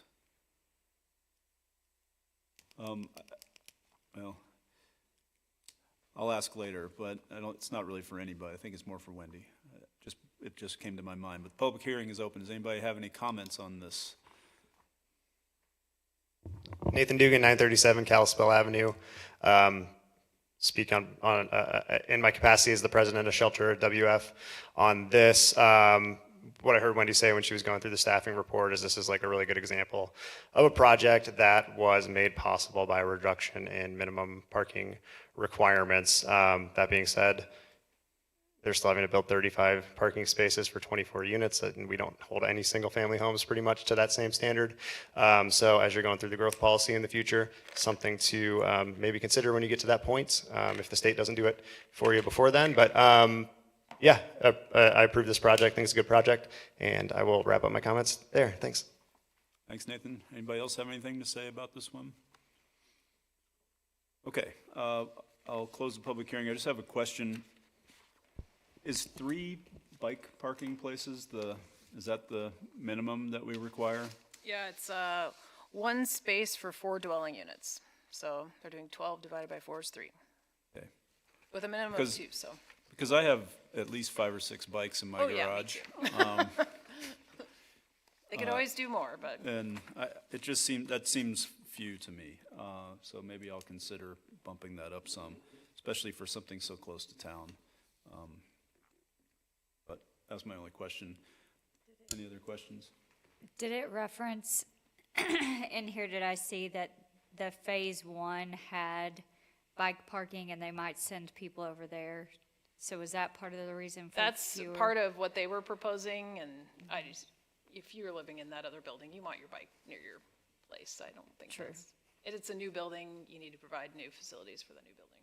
Okay, thank you. Any other questions?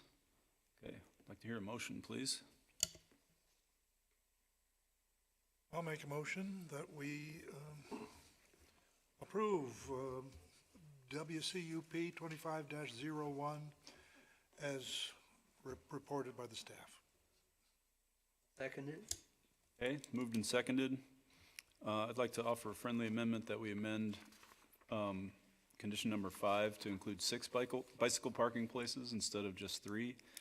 People living in efficiencies like this are not going to be able to store their bikes inside, so.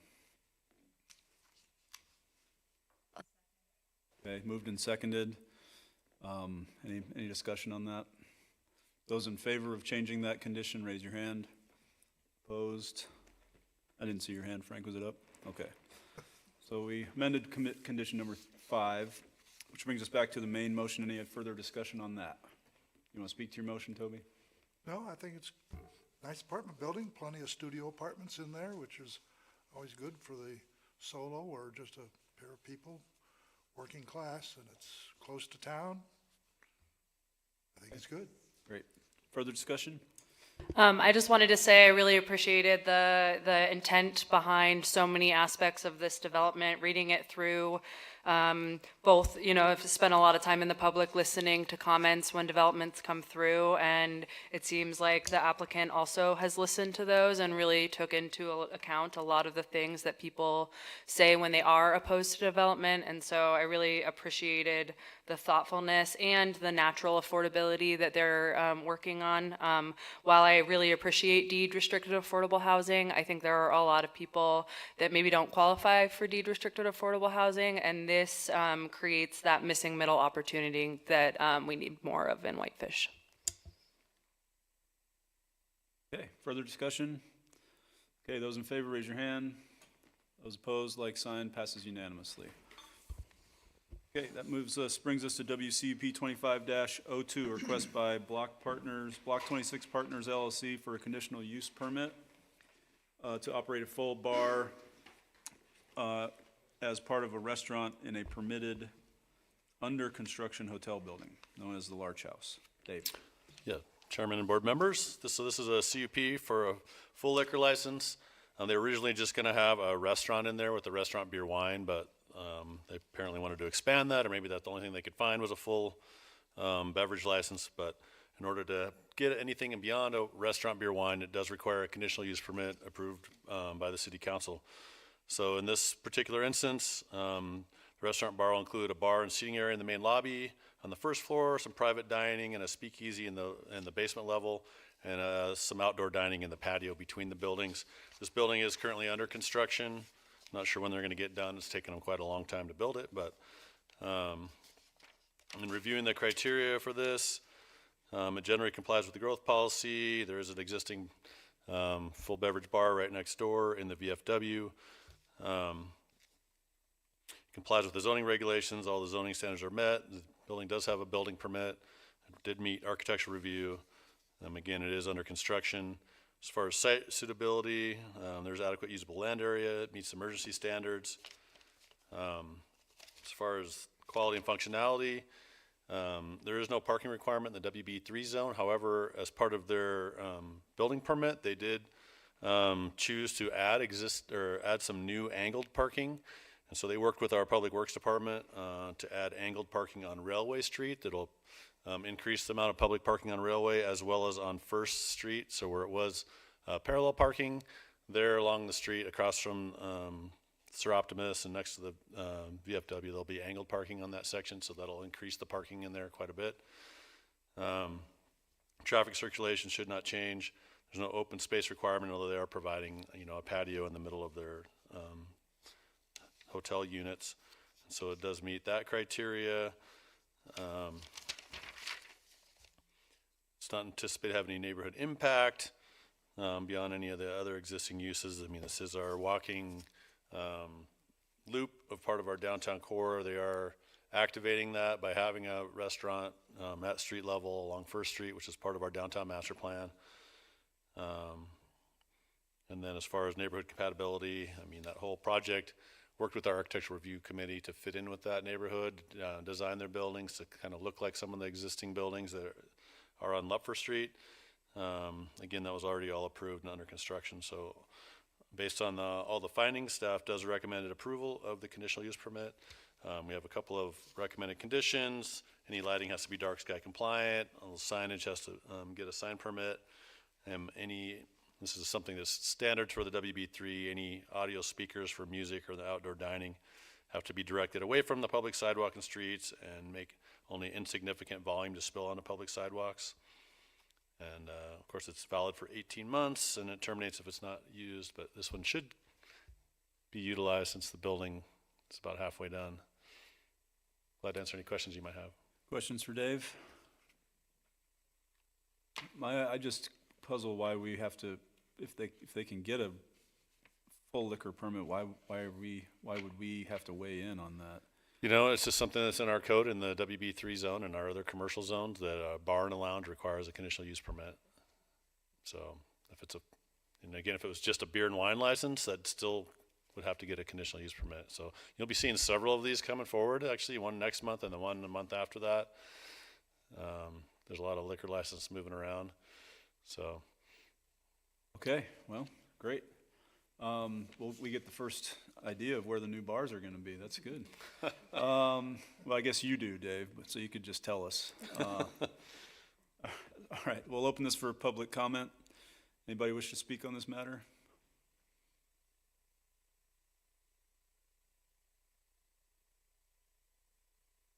Good evening, Doug Petmeyer, 450 Corporate Drive with TD&H Engineering, and yeah, I don't really have anything to add. I think it's fairly straightforward. I think staff did a great job. I just want to let you know myself and the owner, Daniel Fuller, are here to answer any questions you guys might have.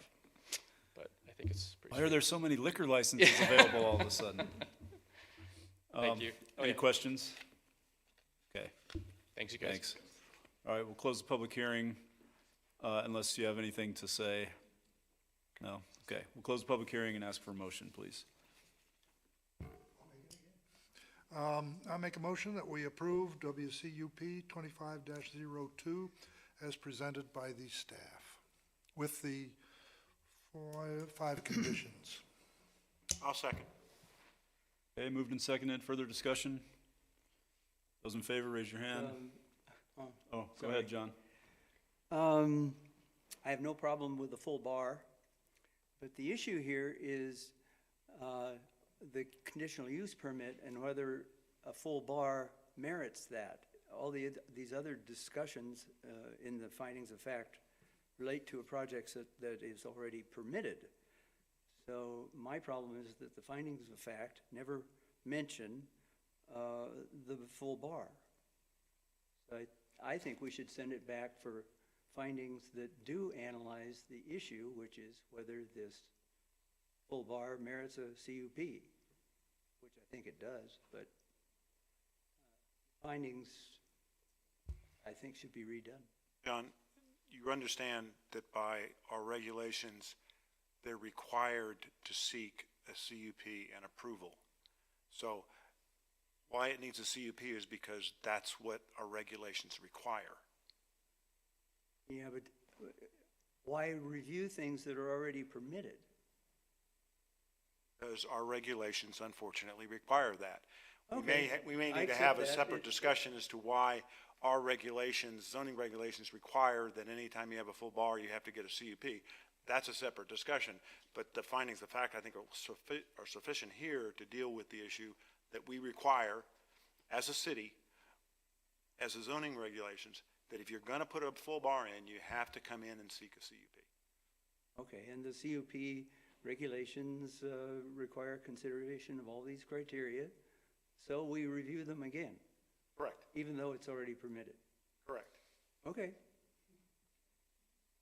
Well, the bar wasn't permitted, but it was allowed, the hotel was a permitted use at the time. It was not required to get a CUP to put a hotel in or a restaurant. But the fact that they are adding a full bar to the restaurant required the CUP. Fair enough. Okay. Those in favor, raise your hand. Those opposed, like sign. Passes unanimously. Thanks, gentlemen. That brings us to our last item of business. Hopefully, does anybody need to have a couple-minute break, or should we just blast through this guy? I don't know how long this one's going to take, but 3 minutes. 3 minutes, okay. WCZC 25-02, request by City of Whitefish for a zone change to remove an expired PUD. Okay, so back in 2021, the City Council approved Ordinance 2116 for a PUD at 38 Central in order to develop a hotel. That ordinance has since expired back in December of 2024. And then in last spring, the zoning administrator approved an administrative CUP for the food truck court, which since has been developed, but this PUD has been expired, and so we need to remove it. So we'll just go back to the regular WB3, which matches the growth policy, the zoning. Again, it has all public services and facilities. And then there's the review criteria, which mostly relate when actual development's happening, which nothing is happening. But it does comply with the growth policy, and all the other standards would be reviewed at the time of actual development of the property. We did notice the adjacent landowners. We didn't receive any comments, so we are recommending that we remove this expired PUD from 38 Central. Okay, questions for Wendy? You done? Faster than 3 minutes. That was a lot faster. Questions for Wendy? Question. So there's an administrative CUP in place over that, in that area now for the food truck court, is that? Correct. Okay, Yeah. all right. And that will stay in effect for, Yeah, because as long as it yeah, forever now that expires. it's been using, yeah. Okay, all right. Any, we do need to, any further questions? Do need to open the public comment. And seeing nobody wishing to speak on this matter, we will close the public comment and ask for a motion. This will be a good time. I make a motion to approve WZC 25-02 in accordance with the Whitefish City Code, Title 11, Chapter 7, Subsection 12, based on the finding of fact as presented in the report. Recommended the City Council approve the zone change. I'll second, just to move things along. Any further discussion about this? Those in favor, raise your hand. Those opposed, like sign. That passes unanimously. Thank you. Okay, on to matters from the board. There is one matter that we need to discuss with Dave about regarding the Wednesday that we chose, that you're not, Toby, you're not able to make the. Okay. If we could start at 6, Toby, is that all right with you? Then that. Yeah. Okay.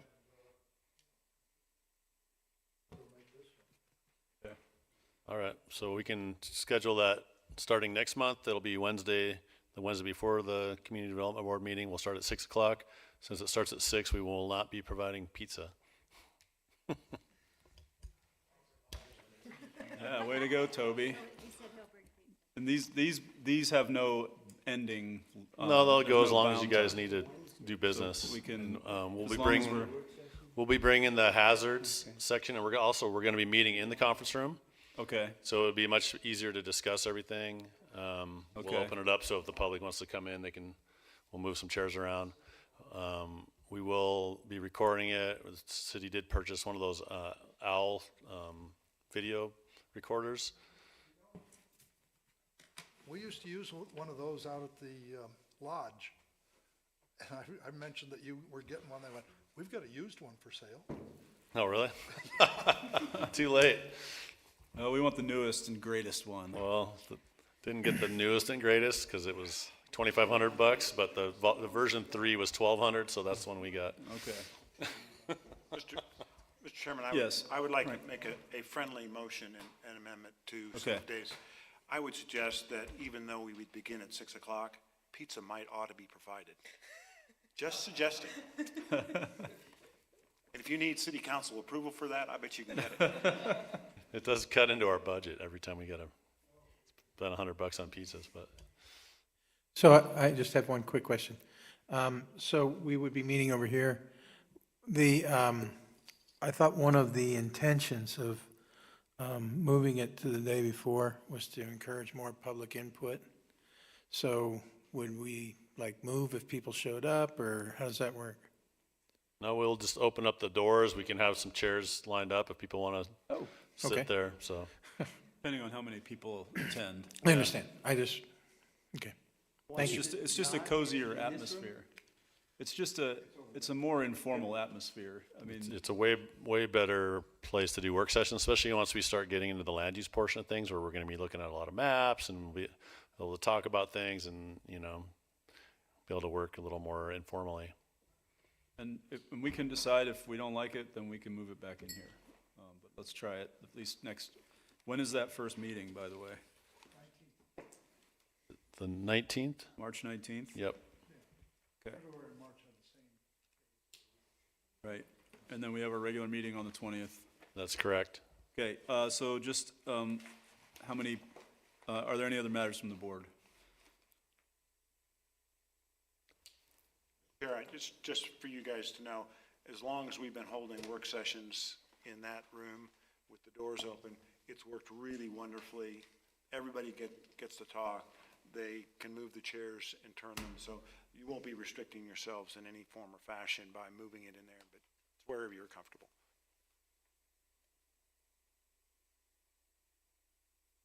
That's why we didn't do it before. We'll have the owl to do it now.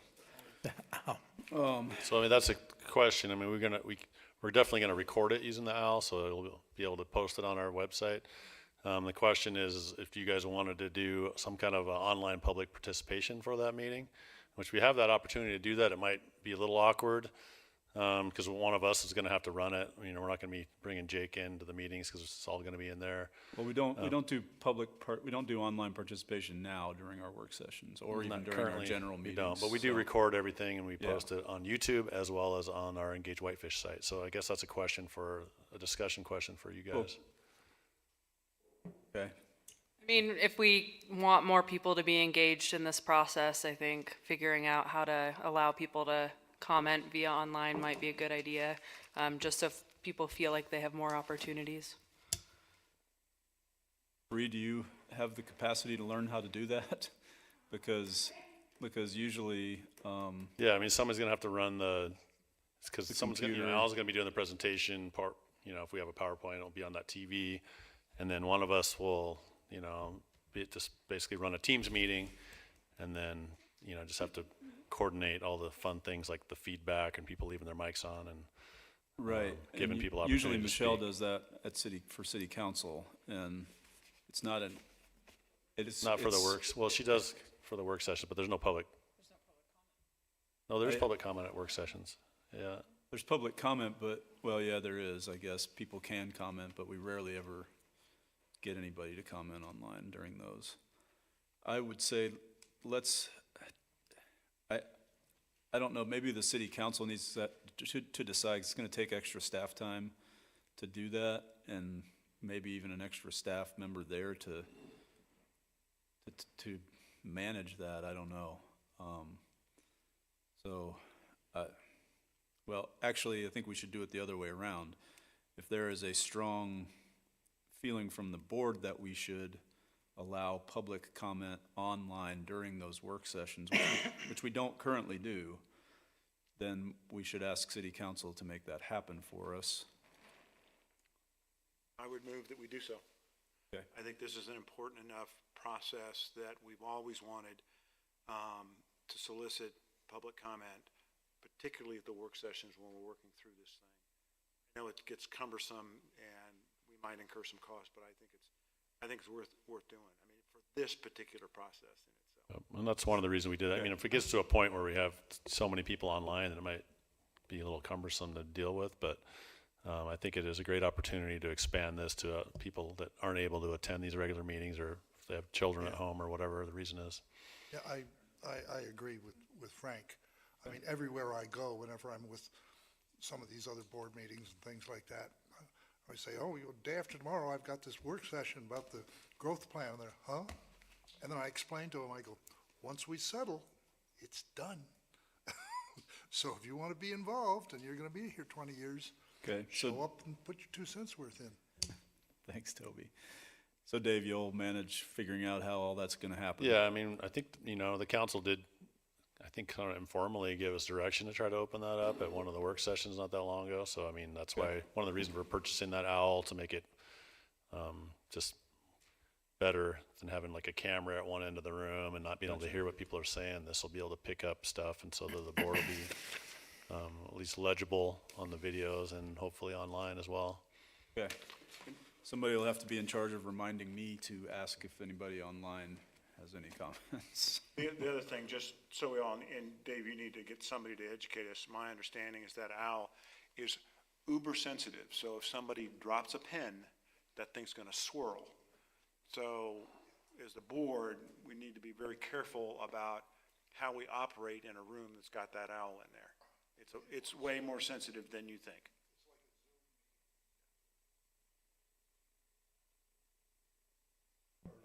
But if you drop your pencil, guess what? They think you're speaking. So. Yep. And if you all speak at once, it just sort of spins around until it explodes.